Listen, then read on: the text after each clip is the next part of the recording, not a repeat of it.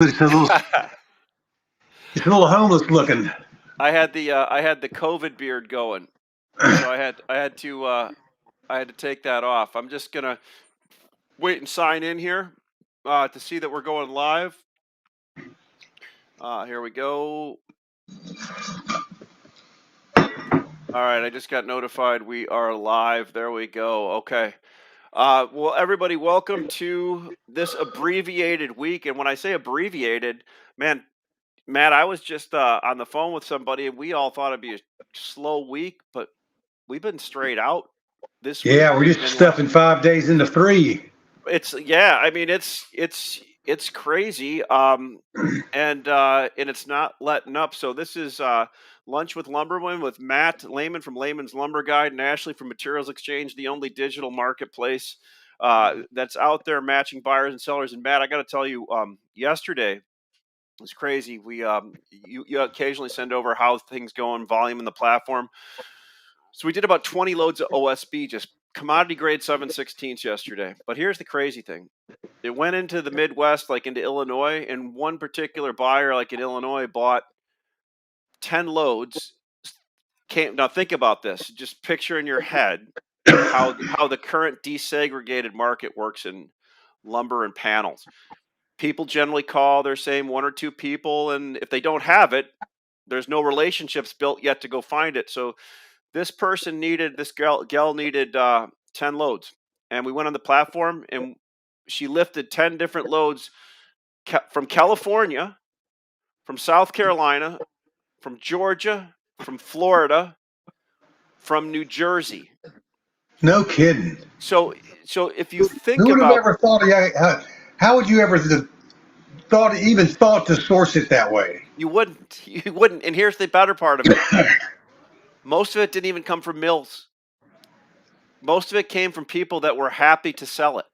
And it was contract wood people had, and none of their salespeople had any of these relationships or any of these places. So Yeah. what Materials Exchange does is provides a solution for people to centralize a decentralized market. That's as simple as it is. We centralize a decentralized market. So this gal in Illinois now is excited because she was behind the 8 ball on buying these loads of OSB, now has them, and didn't care where they came from. Just wanted on grade 7/16s. You didn't have to go make 5 new relationships. And I just sat there and watched her lift all those trades and heard the chainsaw go off 10 times. And last night I called Mike and was walking around. I'm like, today really showed me one of the powers of the platform, why it works so well, right? And why people should be on it. And now today we did Brazilian plywood, same deal. Guy never knew that we even had it, and we sold Brazilian plywood, right? So great stuff. I think I was listening yesterday to Kip and Greg and you guys talking about a lot of wood that's in storage, and the perception is, from what I heard those guys say, from what they've heard from the pipeline, is there's a lot of spec wood bought. But I'd have to challenge that, because if you've bought wood and you've bought it for speculation, why would you still be sitting on that when the prices are up $400? Agreed. So if you bought it for yourself for speculation, you're going through it faster than you thought it would because the weather's better than normal and building's still surging. So what you thought was a speculative buy is no longer a speculative buy. Now you sold your speculative buy. What are you going to do for the future? So I kind of disagree with the reloads are full of spec wood. I think it's pre-bought and it's getting sold. And it's going to be a weird, surprisingly strong winter for everybody, because we were talking about before the show how the weather patterns for the entire country are going to be drier and warmer than normal everywhere except in the Pacific Northwest, where we always get some kind of rail disruption for a couple of weeks because all of a sudden the trains can't get through the ice and snow and slush. But then that may be a problem. But like you guys were talking about yesterday, that British Columbia and SPF doesn't penetrate as far southeast as it used to, so it might not make that big a difference. Well, what interesting thing, and there's embargoes on reloads into Texas right now, from what I hear, and it's not all multifamily wood on the ground there; it's spec wood on some in some cases. Is my and look at some people put basis wood on the ground. The price goes up, they move some of it when the basis comes in, then the basis goes back out, and people chase it again and pile more wood on, right? So it the other thing is when you run to four-digit numbers, it's because people are accumulating wood, right? Exactly. And for whatever reason, and Greg said a good thing the other day. It's like, do you ever have enough when the market's going up? Right? Yeah. I've Yeah. I And what you didn't say about that was what the follow up was. You remember last May when this market peaked? People thought they didn't have, the week before the market peaked, they didn't think they had enough, and it took them 6 months to get rid of what they had when the market turned. right, right, exactly, exactly. So we wanted to talk about a few things today. We wanted to talk about sales and completions, but we also want to talk about Starts and completions. starts and completions. I'm sorry. Well, I want to talk about too. One thing you highlighted here: the bullish winter weather. Talk to me about that a little bit. What's your thought there? Well, it just seems to be that when the forecast already calls for, you can't already deny, you can't already deny global warming, but you just those are captions, pictures taken off the weather .com website, whatever it is. But the one on the left shows you temperatures that are going to be warmer than normal over what's that? Look at that. 3/5 of the country is going to be warmer than normal. And the only place that's going to be colder than normal is going to be the Pacific Northwest, which is not that. If you think about the demographics, the geographics, the bulk of the population is in the places where the bulk of the building is in the areas where those warmer area temperatures are going to be. So it's going to be a good building season through the winter, better than normal building season. So wood's going to turn faster and quicker than everybody expects that it would. Well, they normally would expect that it would. And the graph to the right, the picture to the right shows precipitation. And the only place we're going to get excessive precipitation is going to be kind of in the Great Lakes area, and again in the Pacific Northwest. So we might see some mill delays from in the Pacific Northwest, from some dry hem fir, Doug fir, SPF, that kind of thing. But it's just, if you look at it, it's just such a spotty area that's going to have difficulty with wet and cold, and the rest of the country is going to be relatively warm and dry. So it's going to be, I think, lumber's going to move better. That's, to me, that's bullish for lumber because it's going to move without disruption from weather. For sure, for sure. Well, let's switch over to the completions that you were talking about, the starts and completions, Matt, and that's the second column, market conditions and strategies. 2022, basically, SC ratio begins worse than 2021. Talk to us a little bit about that. Well, if you look at just the data you get from the Census Bureau, when we have 97%, I think it's 97.2% of starts get completed, that's considered full starts to completion ratio. And it's just the numbers kind of fluctuation, kind of rounding numbers up and down. But 97% is when we've completed everything. But we ended 2020 with an 80% starts to completion ratio. We're going to end 2021 with 76% completion ratio. So the numbers kind of go like this. There's about 2019, there were about 140,000 starts that didn't get completed. In 2020, there were about 304,000. In 2021, there's going to be 396,000. So we're just going the wrong way. It's trying to solve this. The housing issue it's not getting better. We're starting more. We're starting about the same, about 1.5 million. But we're completing less for whatever the reason is. The lumber disruptions are sinks and tubs and bathrooms and appliances and screen doors and doorknobs and all kinds of things. But at some point, the completions are going to catch up. We're not going to keep starting 1.5 million houses and completing 1.2 million. It's just. At some point, you just got a world full of uncompleted homes with no windows and doors and sinks in them, and it's got to catch up. To me, it seems like in order for that to catch up, the only way for it to catch up is builders going to have to slow down the starts, because the supply chain obviously can't keep up. We've gone 2 years now, falling deeper in the hole. So we're going to have to. The builders are just going to have to get to the spot where they just got to start less. So it's going to appear as though housing is slowing, or there's something wrong with housing. But the reality of it is, the supply chain cannot keep up with what the builders can produce.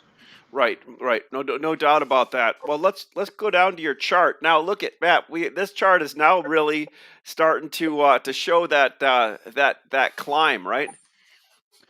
Yeah, you see, Uh, it's I, I mean, that chart probably doesn't need a lot of explaining. I mean, back in week 42 when you were talking about it potentially moving up, I mean, I think no, I didn't think it would move up this much. Obviously, it's crazy. well, This it's is scary now when you just think about it from that chart projects again. Just to remind everybody, that chart projects time, turning dates for time, and it shows that the market's peak peak turning dates are going to be the week 20. So I'm already hearing people talking about. We heard it on the show yesterday. People talking about reasons why not to buy because of price and perception of inventories being full. But there's a lot of stuff going on that's going to keep this market to keep it up from between now and the end of beginning of May actually. But the forecast is for the market to my forecast for week number 45 was it was going to rise into through week number 10, and that's going to be the end of February. Then we get like a March dip, an April rally, and then a May collapse.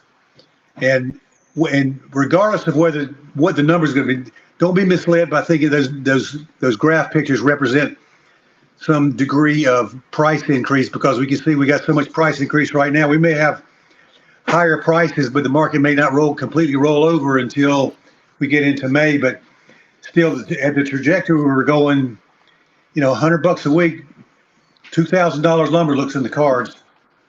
Yeah. Well, I mean, and it looks like it's going to do it pretty quickly. I mean, I don't know about 2000, but here's the one interesting thing that I see.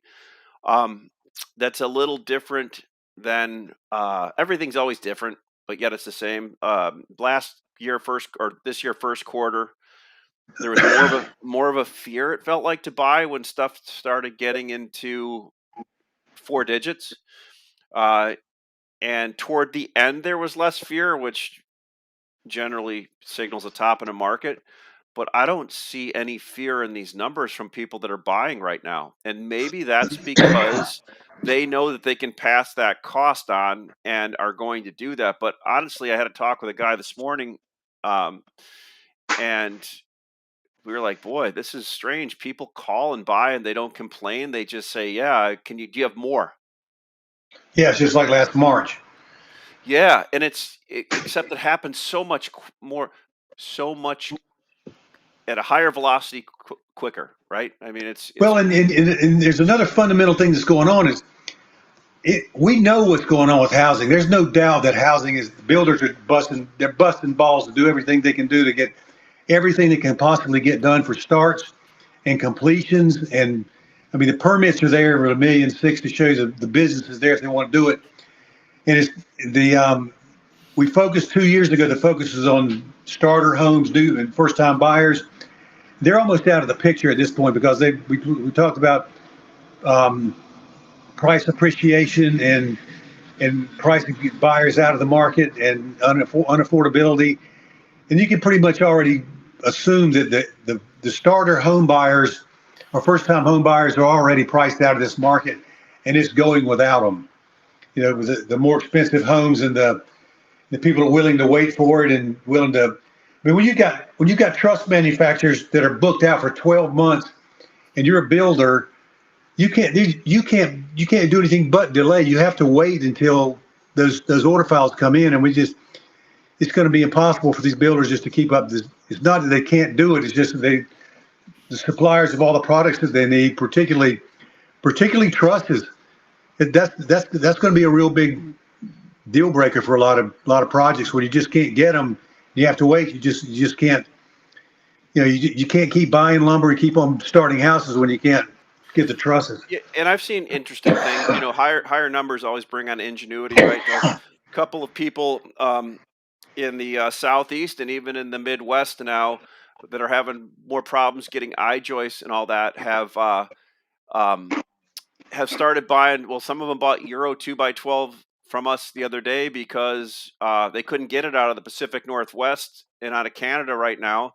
And we went over the grades and all that and looked at them, and they're buying them because uh, they're going to use those instead of some eye joists in those applications, right? Well, and a framer in Texas was telling me now that not only is the product EWP is difficult to get, it's priced itself out of competitiveness. So people with open truss open web floor trusses are much less expensive than EWP. So they not only they can't get it, they don't even want it anymore.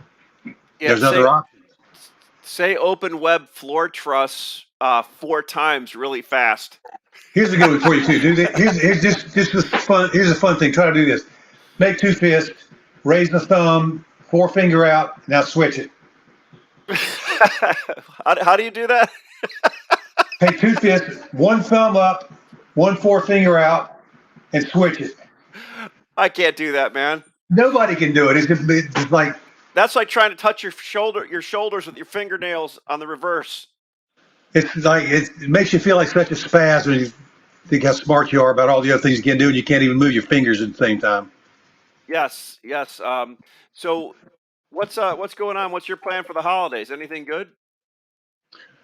I'm going to try to cruise through this and get all my numbers together for next year and get prepared for hopefully another good year of growth and introducing new people to what their forecast and working with you guys. I'm excited about the way the entire industry is going. There's a couple more platforms for forums for discussion that are out there, and I'm really glad to see the traction that you guys are getting. It really, there were you guys made a lot of changes through the year that were kind of exponential kind of changes, but you can really see the momentum building in the way the platform's catching on. And I mean, I just every once in a while ask you what's a good day, and it seems like three months ago a good day was 5 transactions. Now you're talking about 20, doing 20 at a time, and it's just like it's really catching on. I'm glad for you guys. I'm happy for it, and Yeah. I think it's gonna be a great year.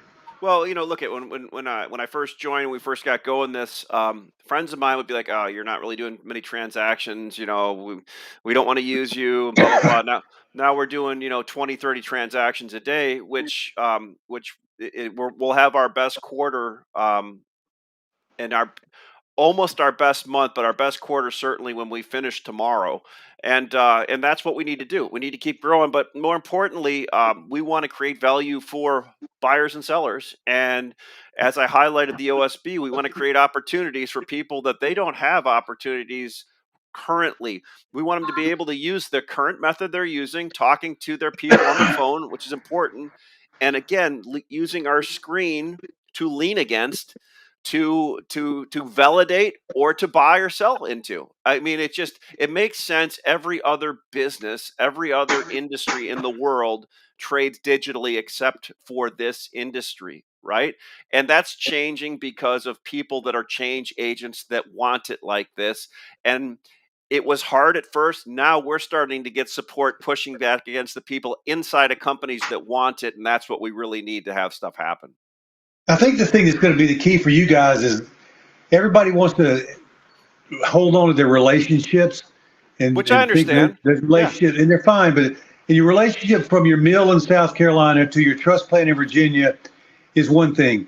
But when you're talking about like the lady that was out in the Midwest that's looking for 10 trucks of OSB, and you realize that they came from the 4 corners of the country all the way around her, she would have never even. I mean, I couldn't have made. you don't even I couldn't have made that up yesterday, right? I couldn't have well, you made can't, that. and you can't have that many sources either. It's ridiculous to think that how do you communicate with that many people and try to do your job and just to get the word out that you want it rather than just doing it on the exchange. You go like, I'm looking for this, and then everybody that's around the world or around the country can see it and just say, well, there's my number. Let's see if my number will fit. Well, exactly, and exactly the way the current distribution platforms are set up with all the different types of companies, they don't like going past each other, right? In their own companies. This kind of bulldozes right through. It says, I'm the best number here. I'm the best number here. transact. It doesn't go through the minutia of politics. Yeah, and when you've got a market that's as volatile as this, moving $100 a week, it doesn't take long. If you've got some extra inventory and you've got the ability to sell some of it, it'll go a lot of places that you never thought it would go before because just you got the money in it to give. Yep, no doubt. Well, Matt, Exciting. really, I appreciate you you coming on. Have a great holiday. We'll look forward to catching up when we get back in the new year in 2022, and we'll keep we'll go into our second year of this show and keep it rolling. Thanks, buddy. It's been a great year. Yeah, great year, Matt. Thank you. See you guys. Thanks for coming.